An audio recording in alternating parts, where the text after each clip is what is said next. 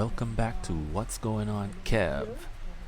Alright, so in today's episode we are having a tour of the city and we're getting a little history from the tour guide.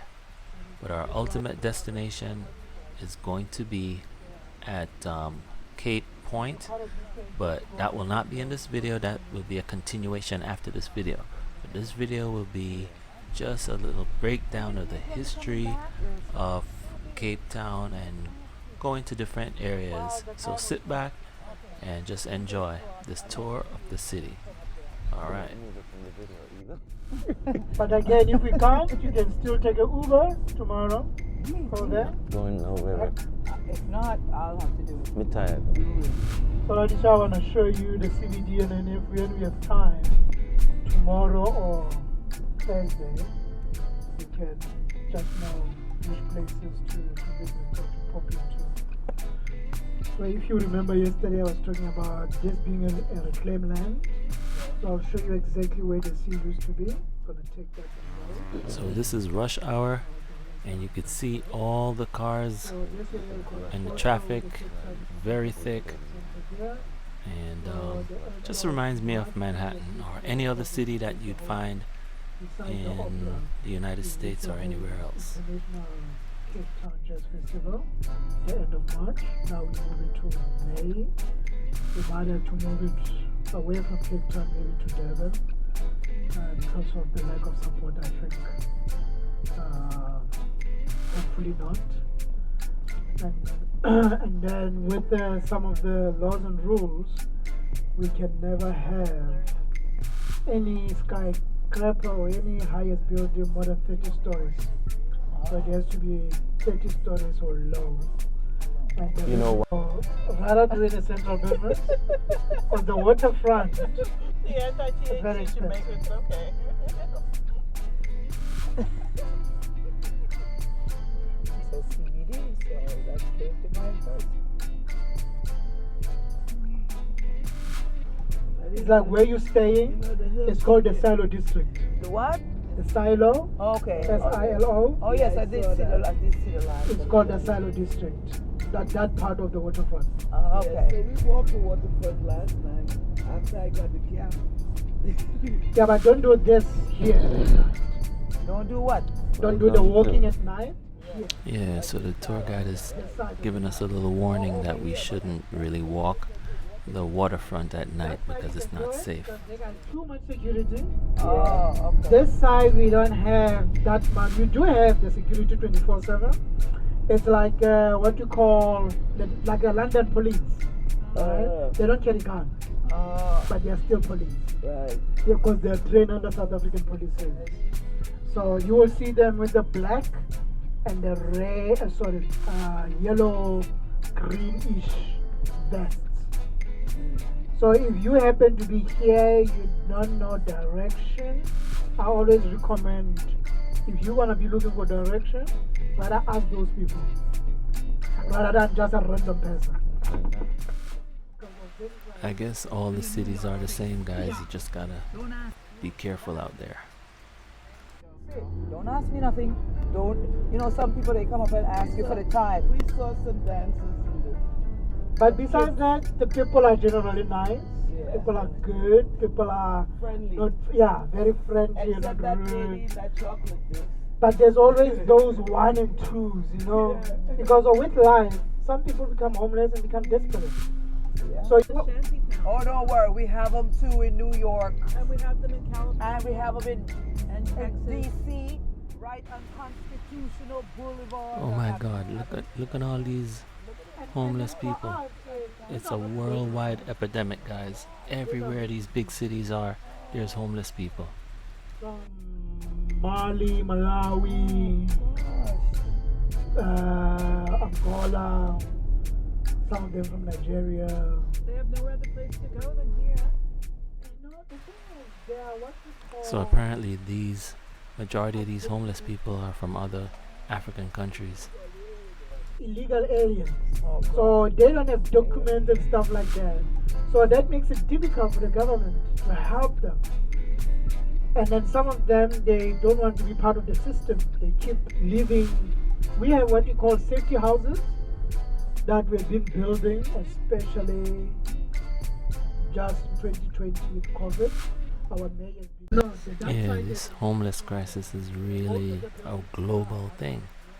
I mean, these people are just really suffering down here. You would never know this if you didn't come to see it for yourself. So the poverty is not just in the shanty towns, but it also spreads out into the cities. Recently named in the honor of Desmond Tutu and Leah Tutu. Why did they choose this? He doesn't own the building. It was just named. It's just there's a museum inside Ah. that talks about his life and his wife. Ah. And this road where I'm driving here is called Bebetekan Street, the outside street. This is the street where it hosts one of the oldest police offices in Cape Town. Central Police Service, it's in here. So most of or a lot of some of the demonstration during apartheid, people were coming marching on the street. Some of the Nelson Mandela's comrades, Robert Mandela Sisulu's comrades, were arrested on this road. I don't know if you read the part there about 1960, the Sharpeville massacre. We have a Langa. They always leave that part out in the history. The Langa and Sharpeville massacre happened the same year, same month, but different days, where huge amount of people march against the passwords, what they call the storm pass or the stupid pass, even Nelson Mandela himself. That led to a Rivonia trial, where Nelson Mandela and his comrades were ambushed, and then they were put it into prison for killing for life. It's so we don't need so many stuff. But again, we are very healthy people. So this is the House of Parliament in front of us. Let me get that. So the State of the National Address takes place the 11th of February every year. The President has to come and address us. But for the past 2 years, he couldn't do that because of the National Assembly. Somehow, somebody jumped in there and banned that place. And he happened to be a homeless guy. I'm like, there's no way.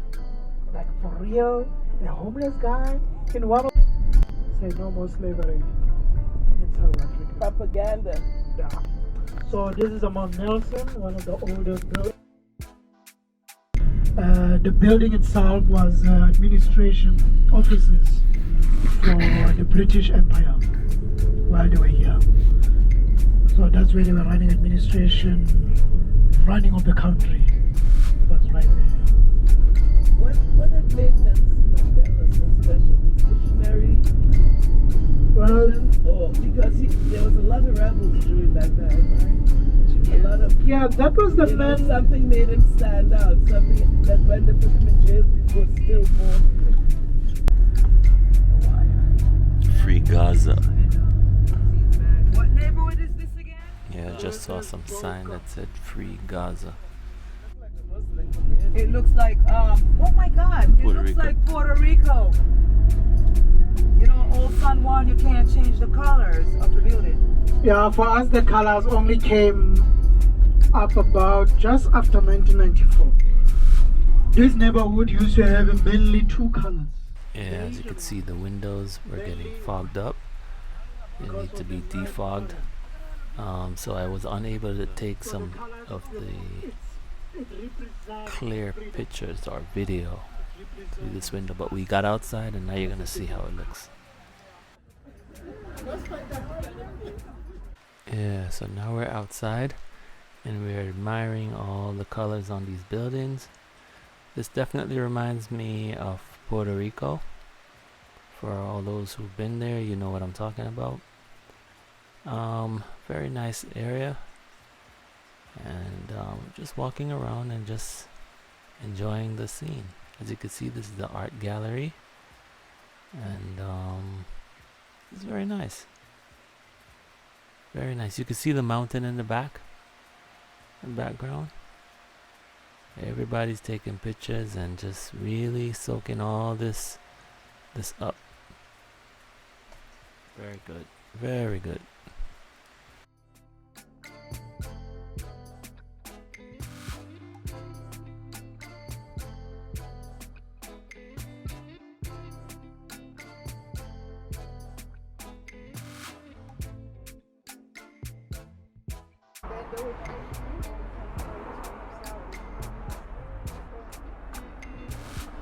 Alright, catch you guys on the next scene. Hope you enjoyed it though.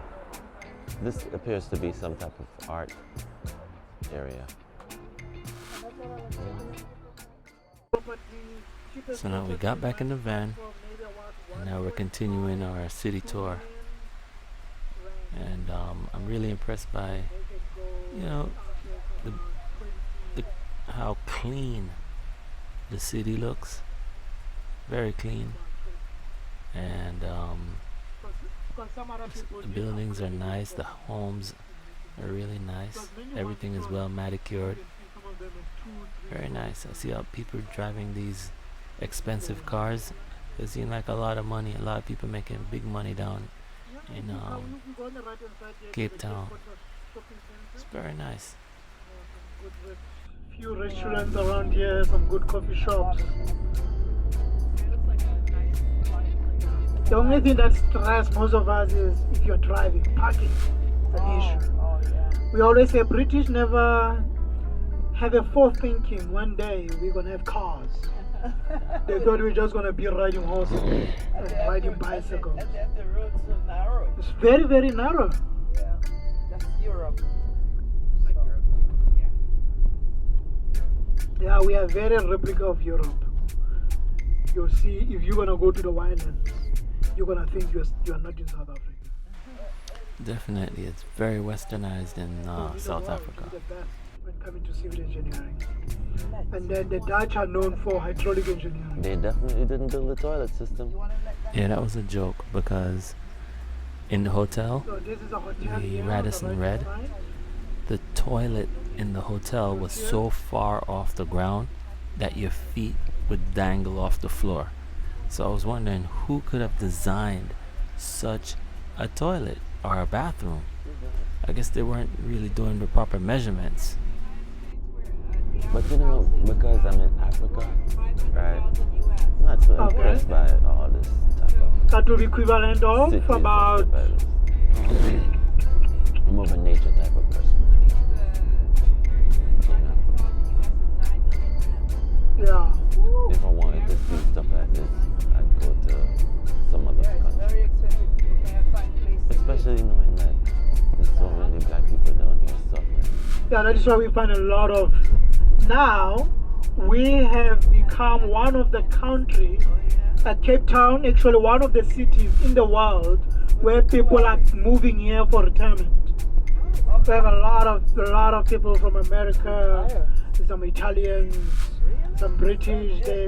Italian restaurants. Yeah, they told So you us hear that, about guys? Cape Town is A lot of people from around the world are moving to Cape Town to enjoy their retirement. I guess there's a lot of benefits as far as the money or whatever from where they came from, if it's the United States or England or whatever, so it stretches longer. But a lot of retirees are heading down to South Africa. The success of Nelson Mandela, Thabo Mbeki, says there's nothing wrong to come and seek employment here, but you need to bring something that this country can benefit from. Don't come here and put convenience store and be a barber. That bring peanuts, that generate peanuts. And the same thing, that peanuts, you take them out of the country into your country. So how is that helping us to grow? You're actually milking us dry. It hurts. You can imagine me living here.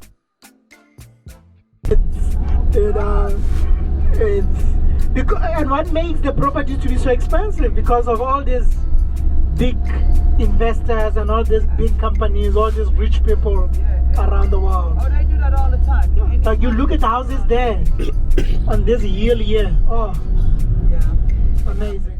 right now. We're heading up the mountain, and you could see there's a different income bracket up here on the hill. So just look around. Then the property level just keep going up. Yeah. Because of now we say, oh no, we have 24/7 security Yeah. on the road, so it's safe to go by that motto now. Oh, look at this. This is beautiful. So down here it's an area called Clifton. Yeah, it's right. Cliff. Huh. Yeah, because of the cliff. Yeah. Clifton. And look, the mountains are like touching the water. And that's Atlantic Ocean, one of the roughest sea. So you can, but you gotta be a good one. You gotta be a good swimmer, number one. Number two, you must have your wetsuit with, Yeah, because it's cold, right? because you're gonna get cold and freeze. And then you will drown. Oh, gosh. Surfer's paradise. Yeah, it probably is. Unless you use one of what we call the tide pools, then you're safe. Wow, we're up in the hills. This is where I wanted to come and see. So the rich people, they live up on the hill and they're looking down and they get this beautiful view that you guys are looking at here. And I'm telling you, I don't even think the camera could do it justice. These views are spectacular. I definitely recommend going down to Cape Coast and checking it out. It's amazing. Because of the Cape, hence the Cape Doctor. Because when it blows, it removes all that pollution from the air and dump it into the sea. Beautiful. Is this, you said blacks live in every Yeah, you will find, this is Camps Bay now, you will find some black families here. But of course, who dominate? No, we had too much of Nelson Mandela, everything.